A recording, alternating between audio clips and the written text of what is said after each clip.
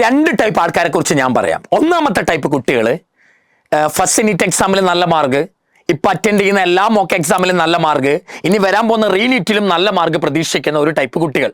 അവരോടൊന്നും എനിക്ക് പറയാനില്ല, നല്ലപോലെ പ്രിപ്പറേഷൻ മുമ്പോട്ട് പോട്ടെ. രണ്ടാമത്തെ ചില കുട്ടികളുണ്ട്, ഒരുപാട് സ്ട്രെസ്സും പ്രഷറും ഒക്കെ അനുഭവിക്കുന്ന രണ്ടാമത്തെ കുട്ടികൾ. ആദ്യത്തെ നീറ്റ് എക്സാമിൽ മാർക്ക് കുറവായിരുന്നു, ഇപ്പം വരുന്ന മോക്ക് എക്സാമിലും മാർക്ക് കുറവാണ്, ഇനി വരാൻ പോകുന്ന റീനീറ്റിലും മാർക്ക് കുറവായിരിക്കും, MBBS നേടാനുള്ള സ്കോർ കിട്ടില്ല എന്ന് മനസ്സിൽ ഉറപ്പിച്ചു വെച്ചിരിക്കുന്ന ചില ആൾക്കാരുണ്ട്. അവരോടാണ് എനിക്ക് ചില കാര്യങ്ങൾ സംസാരിക്കാനുള്ളത്.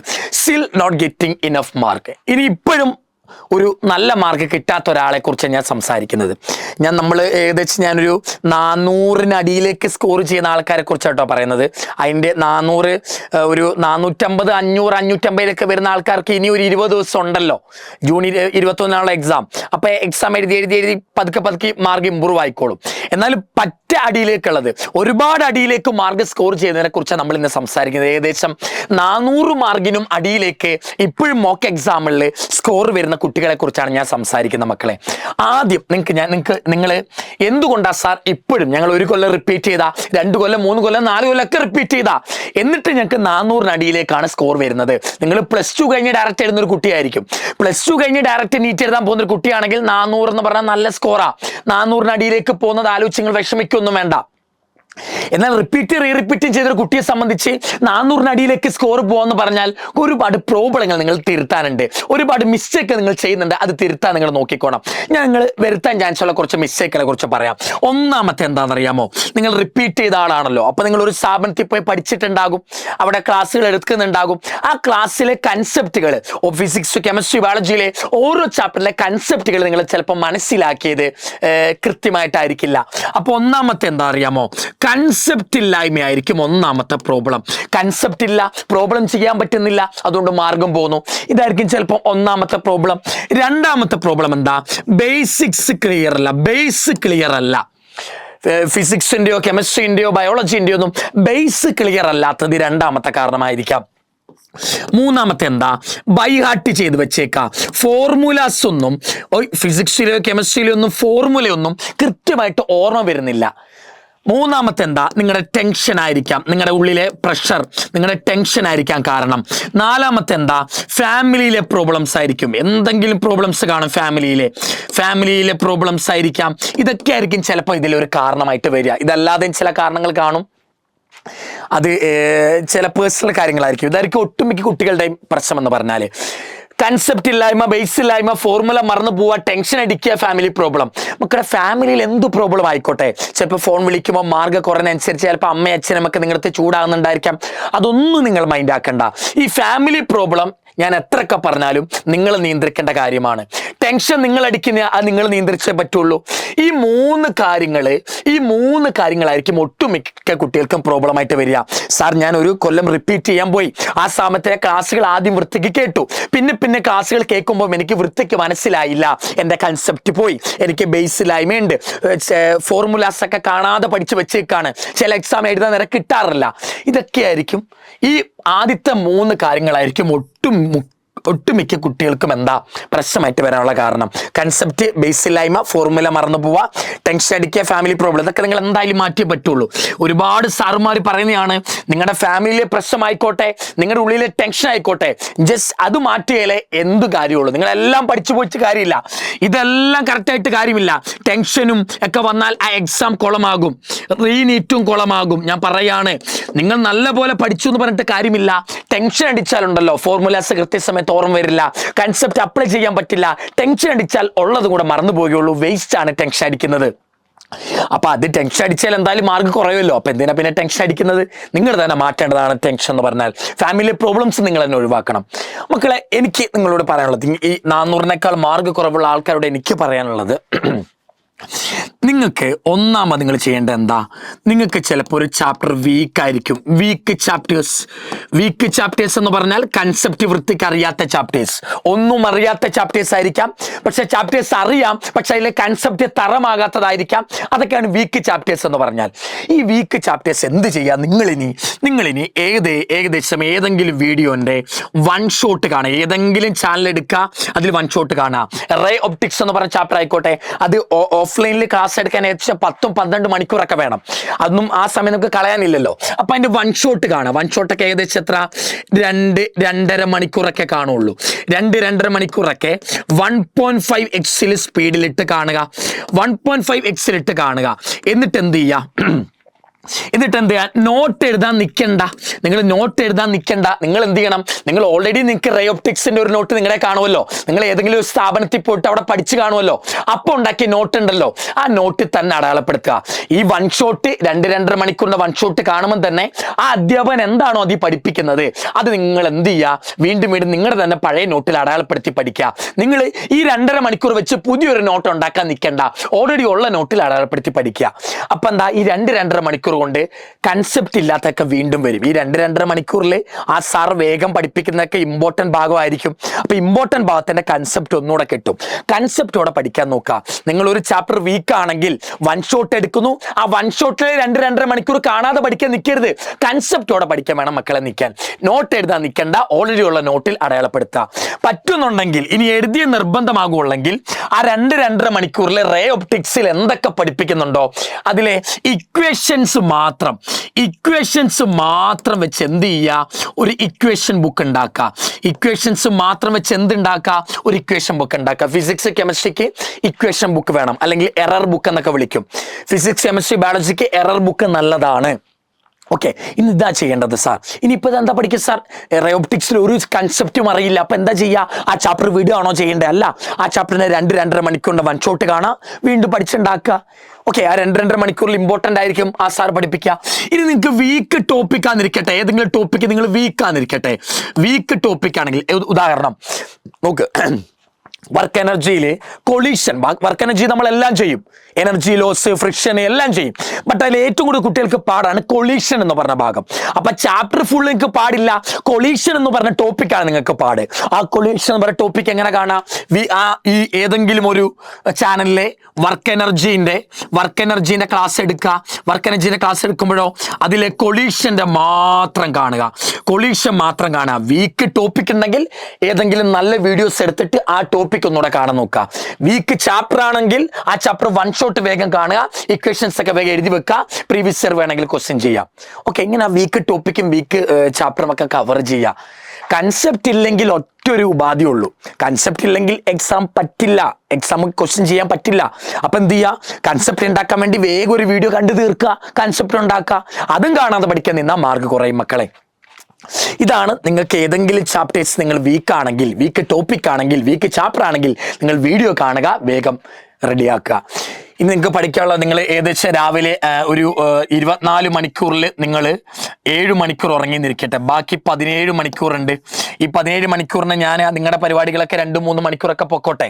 ഞാൻ 6+4+4 എന്ന് പറഞ്ഞ് സ്പ്ലിറ്റ് ആക്കുകയാണ്.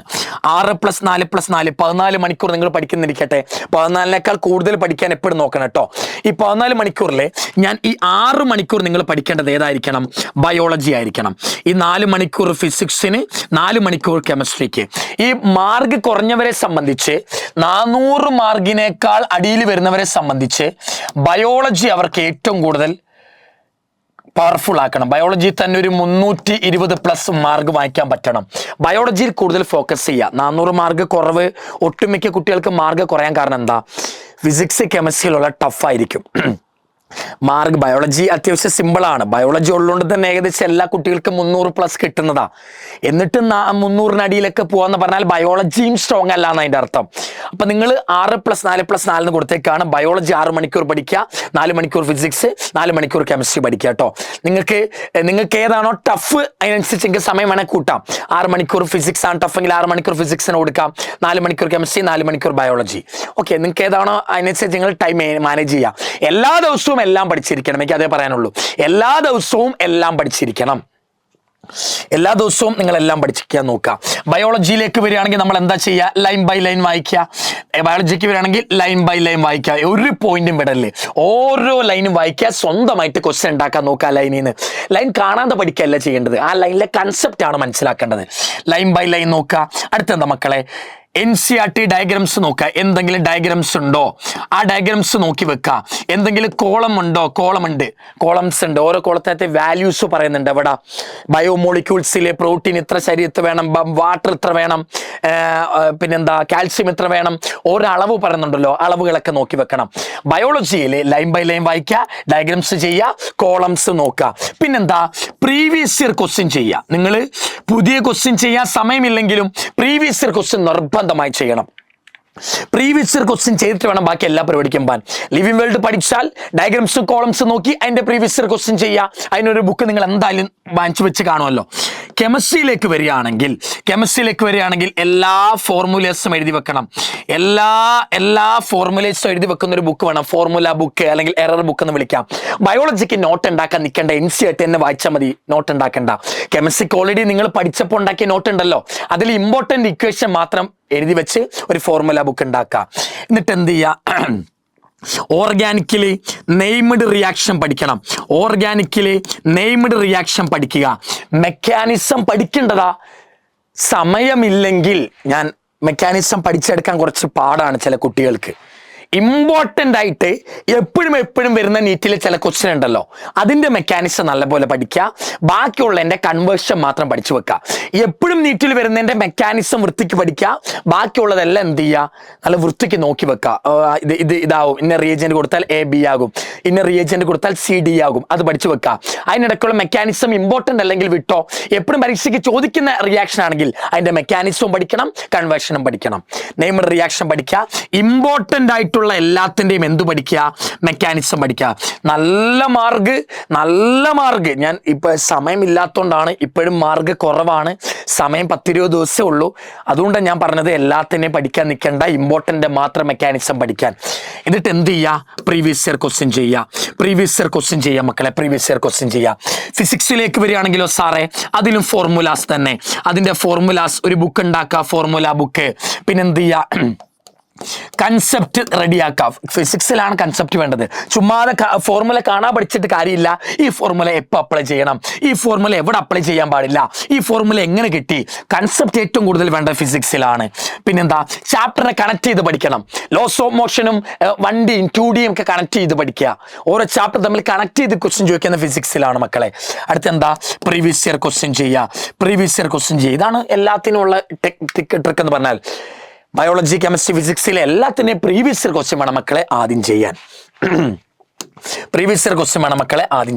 ഇനി ഞാൻ നിങ്ങളോട് പറയുകയാണെങ്കിൽ, ഇനിയിപ്പം ജൂൺ 1 മുതൽ, നിങ്ങൾ ഈ വീഡിയോ എന്ന് കാണുന്നത് എനിക്കറിയില്ല, ജൂൺ 1 മുതൽ ജൂൺ 20 വരെയുള്ള സമയം, അതിനിടയ്ക്ക് 1 മുതൽ 15 വരെ എൻ്റെ മക്കൾ എന്ത് ചെയ്യുക, എല്ലാ ദിവസവും രാവിലെ എണ്ണിട്ടിട്ട് ബയോളജിയും ഫിസിക്സും കെമിസ്ട്രിയും ഒക്കെ റിവൈസ് ചെയ്യുക. ബയോളജിയും ഫിസിക്സ് കെമിസ്ട്രി ഒക്കെ എന്ത് ചെയ്യുക, റിവൈസ് ചെയ്യുക. റിവിഷനാണ്.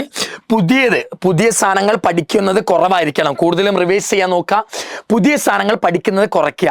60% റിവിഷൻ ആണെങ്കിൽ 40% പുതിയ കാര്യങ്ങൾ പഠിച്ചാൽ മതി. അല്ല 100 പുതിയത് പഠിക്കാൻ നിൽക്കണ്ട. ഓൾറെഡി പഠിച്ചത് തറമാക്കുക, അതിൻ്റെ ഒപ്പം തന്നെ അറിയാത്ത പുതിയ സാധനങ്ങളോടെ പഠിക്കാൻ നോക്കുക.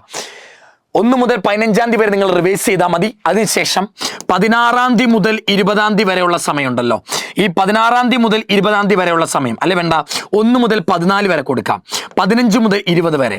1 മുതൽ 14 വരെ റിവൈസ് ചെയ്യുക. കംപ്ലീറ്റ് രാവിലെ എണ്ണിക്കുന്നു. ബയോളജി 6 മണിക്കൂർ, കെമിസ്ട്രി 6 മണിക്കൂർ, ഫിസിക്സ് 6 മണിക്കൂർ, 4 മണിക്കൂർ, അങ്ങനെ റിവൈസ് ചെയ്യുക. 15 മുതൽ 20 വരെ നിങ്ങൾ എന്ത് ചെയ്യല്ലേ, പിന്നെ ഈ ചാപ്റ്റേഴ്സ് എടുത്ത് റിവിഷൻ നിർത്തണം. നിങ്ങൾ എന്ത് ചെയ്യണം, 15 മുതൽ 20 വരെയുള്ള 6 ദിവസം, ഈ 15 മുതൽ 20 വരെയുള്ള 6 ദിവസത്തിൽ ഓരോ ദിവസവും 2 മോക്ക് എക്സാം എടുക്കണം. ഓരോ ദിവസവും നിങ്ങൾ 2 മോക്ക് എക്സാം അറ്റൻഡ് ചെയ്യണം. ഓരോ ദിവസവും 2 മോക്ക് എക്സാം അറ്റൻഡ് ചെയ്യുക. രാവിലത്തെ മോക്ക് എക്സാം 11, 12, 1. രാവിലത്തെ മോക്ക് എക്സാം രാവിലെ 9 മണി മുതൽ 12 മണി വരെ. രാവിലത്തെ മോക്ക് എക്സാം 9 മുതൽ 12 വരെ. അല്ല വേണ്ട, ഈ സമയം എടുത്ത് ഒന്നുകൂടെ കുറച്ച് രാവിലെ ആക്കാം. രാവിലത്തെ മോക്ക് എക്സാം വേണമെങ്കിൽ ഒരു 7 മണി, വെളുപ്പിന് 6 മണിക്കൊക്കെ എണ്ണിക്കുമല്ലോ, ഫുഡൊക്കെ വേഗം കഴിച്ച് 7 മണി മുതൽ ഒരു 10 മണി വരെ, അല്ലെങ്കിൽ 6 മണി മുതൽ 9 മണി വരെ, എന്നിട്ട് നേരെ ഫുഡ് കഴിക്കാം. ഞാൻ 7 തൊട്ട് 10 കൊടുത്തു എന്നുള്ളത് എനിക്ക് ഇഷ്ടമുള്ള പോലെ. 7 തൊട്ട് 10 വരെ നിങ്ങൾ മോക്ക് എക്സാം എടുത്തെങ്കിൽ അടുത്തൊരു 2 മണിക്കൂർ, അതായത് 12 മണി വരെ അടുത്തൊരു 2 മണിക്കൂർ വെച്ച് അത് അനലൈസ് ചെയ്യണം. എന്താണ് അതിലെനിക്ക് കിട്ടാത്ത ക്വസ്റ്റ്യൻസ്, ഇക്വേഷൻസ്, അതിൽ ഏത് ഇക്വേഷനാണ് ഞാൻ മറന്നുപോയത്, അതിൽ 150 ക്വസ്റ്റ്യൻ നിങ്ങൾക്ക് അറിയണമായിരിക്കണം.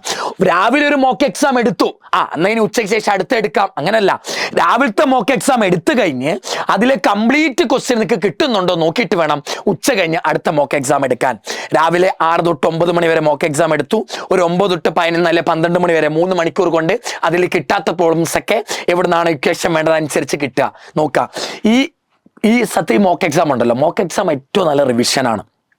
ചിലപ്പോൾ നിങ്ങൾക്ക് ഈ ആദ്യം മാർക്ക് കുറഞ്ഞു പോകുന്നതിൽ ഒന്നാമത്തെ സാധനം ചിലപ്പോൾ കൺസെപ്റ്റ് മറിഞ്ഞായിരിക്കില്ല. ഒന്നാമത്തെ സാധനം എന്താ? മോക്ക് എക്സാം എടുക്കാത്തതായിരിക്കും. മോക്ക് എക്സാം എടുക്കാത്തതായിരിക്കും ചിലപ്പോൾ ഒന്നാമത്തെ കാര്യം. ഓക്കെ, അപ്പൊ നോക്ക്, മോക്ക് എക്സാം ഏറ്റവും നല്ല സ്ട്രാറ്റജിയാണ് റിവൈസ് ചെയ്യാൻ. മോക്ക് എക്സാം എടുക്കുമ്പോൾ അതിലെ പല ക്വസ്റ്റ്യൻ നമുക്ക് അറിയണ്ടാവൂല, അപ്പൊ നിങ്ങൾക്ക് വേഗം ബുക്കിലേക്ക് പോയിട്ട് നോക്കിയിട്ട് അത് ചെയ്യാം. പല ക്വസ്റ്റ്യൻ നമ്മൾ ചെയ്യുമ്പോഴായിരിക്കും പലതും ഓർമ്മ വരിക, പല കൺസെപ്റ്റ് തെറ്റാന്ന് മനസ്സിലാകുക. എക്സാമിന്റെ റാങ്ക് നോക്കല്ലേ. ഇപ്പൊ മോക്ക് എക്സാം എടുക്കുമ്പോൾ ചിലപ്പോൾ നിങ്ങൾക്ക് 720 ചിലപ്പോൾ 300 കിട്ടുള്ളായിരിക്കും ആദ്യത്തെ മോക്ക് എക്സാമില്. അത് മൈൻഡ് ആക്കണ്ട.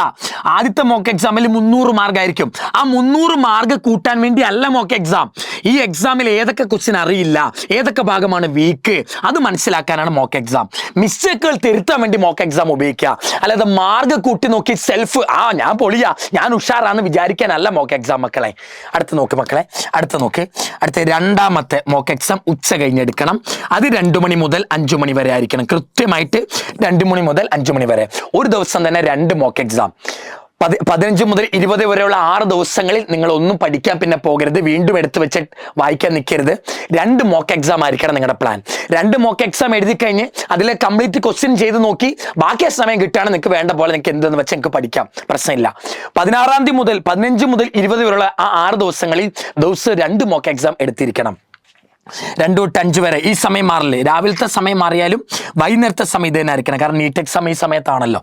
അപ്പം ഉറക്കമൊന്നും വരാൻ പാടില്ല. 2 മുതൽ 5 മണി വരെ കൃത്യമായിട്ട് ഒരു റൂമിൽ കയറി നിങ്ങൾ തന്നെ എക്സാം എഴുതുന്ന പോലെ അറ്റൻഡ് ചെയ്യുക. എന്നിട്ട് അടുത്ത 2 മണിക്കൂറിൽ അത് അനലൈസ് ചെയ്യുക, എന്താണ് മിസ്റ്റേക്ക്.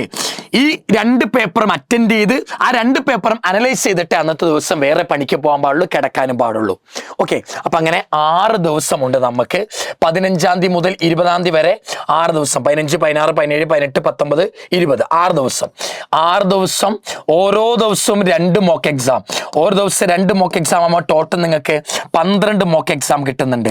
12 മോക്ക് എക്സാം അറ്റൻഡ് ചെയ്താൽ അത്യാവശ്യം മാർക്ക് കയറി വരും. ഈ 12 മോക്ക് എക്സാമിൽ ആദ്യത്തെ ഒരു 4 മോക്ക് എക്സാം ഉണ്ടല്ലോ, ആദ്യത്തെ ഒരു 4 മോക്ക് എക്സാം, പിന്നത്തെ ഒരു 4 മോക്ക് എക്സാം, 5, 6, 7, 8, പിന്നത്തെ ഒരു അടുത്ത മോക്ക് എക്സാം. ഇങ്ങനെ ഞാൻ 3 തിരിച്ചിട്ടുണ്ട്. ആദ്യത്തെ 4, നടുക്കത്തെ 4, പിന്നത്തെ 4. ഈ 12 മോക്ക് എക്സാമിൽ ആദ്യത്തെ 4 മോക്ക് എക്സാമിൽ നിങ്ങൾക്ക് തുടക്കം ഒരു 300 ഈ ആദ്യത്തെ 4 മോക്ക് എക്സാം കൊണ്ട് നിങ്ങളുടെ സ്കോർ ഒരു 350 വരണം. 350 വരുന്നുണ്ടോ നിങ്ങൾ നോക്കുക. അടുത്ത 4 എക്സാം കൊണ്ട് ആ സ്കോർ ഒരു 500+ വരുന്നു നോക്കുക. ഒരു 500, ഒരു 450, 500 ആ റേഞ്ചിലേക്ക് വരുന്നുണ്ടോ നോക്കുക. ലാസ്റ്റിലത്തെ 4 എക്സാം കൊണ്ട് അതൊരു 580+ വരുന്നുണ്ടോ നോക്കുക. ഈ മോക്ക് എക്സാമിലേക്ക്, ലാസ്റ്റ് മോക്ക് എക്സാമിലേക്ക് ഒരു 580 ഉണ്ടെങ്കിൽ മെയിൻ എക്സാമിന് നിങ്ങൾക്ക് ഒരു 610 എന്തായാലും കിട്ടും. മെയിൻ എക്സാം ഒക്കെ കുറച്ചുകൂടെ കിട്ടും. ആ ഒരു കോൺഫിഡൻസ് വരും നിങ്ങൾക്ക്. അപ്പൊ ലാസ്റ്റ് തുടക്കത്തിൽ നിങ്ങൾക്ക് 300 ആയിക്കോട്ടെ, പക്ഷെ 12-ാമത്തെ മോക്ക് എക്സാമിൽ 550+, ഞാൻ കുറച്ചുകൂടെ കുറയ്ക്കുക, 550+ ഉണ്ടോ നോക്കുക. ഉണ്ടെങ്കിൽ തന്നെ നമുക്കൊരു കോൺഫിഡൻസ് വരും. മെയിൻ എക്സാമിന് കുറച്ചുകൂടെ സ്കോർ കയറും. 600+ ഒക്കെ നമുക്ക് വരും, പേടിക്കണ്ട. അങ്ങനെ വേണം. അല്ലാതെ ഫസ്റ്റ് എക്സാമിൽ തന്നെ ഞാനെല്ലാം സാറ് പറഞ്ഞ പോലെ ചെയ്തിട്ടുണ്ട്, എനിക്ക് ഫസ്റ്റ് എക്സാമിൽ 300 ഉള്ളൂ, അടുത്ത എക്സാമിൽ 350 കിട്ടുമോ? ഇല്ല, 3ഉം 4ഉം ഒക്കെ ചെയ്ത് കഴിയുമ്പോഴായിരിക്കും 350 വരിക. പിന്നെന്താ, അടുത്തൊരു 8 എണ്ണം ആകുമ്പോഴായിരിക്കും ചിലപ്പോൾ 500+ വരിക. 12 എണ്ണം ആകുമ്പോഴായിരിക്കും 550+ വരിക. ഇങ്ങനെ വന്നാൽ നല്ലത്. ചിലപ്പോൾ ഇത്രയും സ്കോർ വരണമെന്നില്ല, ചിലപ്പോൾ 8ാമത്തെ എക്സാമിലായിരിക്കും 350 വരിക. അപ്പൊ എന്താ മിസ്റ്റേക്ക് എന്ന് മനസ്സിലാക്കുക, നിങ്ങൾ തിരുത്താൻ ശ്രമിക്കുക. ഓക്കെ, ഞാൻ ഇപ്പോഴും പറയാനുള്ളത്, ഒരു മോക്ക് എക്സാം അത് നിങ്ങളുടെ മാർക്ക് കൂട്ടാനുള്ളതായിരിക്കരുത്. മാർക്ക് കുറഞ്ഞതാണെങ്കിലും മിസ്റ്റേക്കുകൾ മനസ്സിലാക്കാനുള്ള ഒരു ഉപാധിയായിട്ട് വേണം മോക്ക് എക്സാമിനെ കരുതാൻ മക്കളെ. ഓക്കെ, ഇത്രയാണ് മാർക്ക് കുറഞ്ഞവരോട് എനിക്ക് പറയാനുള്ളത്. മാർക്ക് കുറഞ്ഞവർ ഒരു 2 ആഴ്ച റിവൈസ് ചെയ്തിട്ട് വേണം മോക്ക് എക്സാം എടുക്കാൻ. ഓക്കെ, ഇനി ചിലർ കാണും രാവിലെ തൊട്ട് ഉച്ച വരെ റിവൈസ് ചെയ്യുന്നു, പിന്നെ മോക്ക് എക്സാം എടുക്കുന്നവർ. അതെങ്ങനെ ആയിക്കോട്ടെ, നിങ്ങളുടെ ഇഷ്ടം പോലെ. ഞാൻ എൻ്റെ ഒരു രീതി പറഞ്ഞേ ഉള്ളൂ. ആദ്യത്തെ 2 ആഴ്ച നല്ലപോലെ റിവൈസ് ചെയ്യുന്നു, എന്നിട്ട് ഒരു ദിവസം 2 എന്ന രീതിയിൽ ഒരു 6 ദിവസം മോക്ക് എക്സാം എടുക്കുന്നു. നിങ്ങളുടെ ഇഷ്ടം പോലെ നിങ്ങൾ ചെയ്യുക. ഓരോന്നും എങ്ങനെ ചെയ്യേണ്ടത് വരെ നമ്മൾ പറഞ്ഞു തന്നിട്ടുണ്ട്. ഏതാണോ വീക്ക് ടോപ്പിക്ക് അതിന് കൂടുതൽ സമയം കൊടുത്ത് പഠിക്കാൻ നോക്കുക. ഓക്കെ, നിങ്ങൾക്ക് നല്ല മാർക്ക് കിട്ടട്ടെ. കിട്ടുവടാ, കിട്ടും. റീനീറ്റിന്റെ കുറെ കോൺട്രവേഴ്സി കാര്യങ്ങളൊക്കെ നടക്കുന്നുണ്ട്. നിങ്ങളൊന്നും നോക്കണ്ട, നിങ്ങൾ പഠിച്ചാൽ മാത്രം മതി. എന്തായാലും റീനീറ്റ് നടക്കും. നിങ്ങൾ മാർക്ക് നേരത്തെ നല്ലപോലെ കിട്ടിയവരായിക്കോട്ടെ, എന്നാലും റീനീറ്റ് നടക്കും മക്കളെ. അപ്പൊ ജൂൺ 21 എക്സാം നമുക്ക് അടിച്ചു പൊളിക്കണം. അതിനനുസരിച്ച് പഠിക്കുക. Concept mock, concept revision mock, ഇതാണ് മന്ത്രം. Concept revision mock. ഓക്കെ, എന്തെങ്കിലും ഡൗട്ട് കാര്യങ്ങളുണ്ടെങ്കിൽ ഒന്ന് കമന്റ് ചെയ്യുക.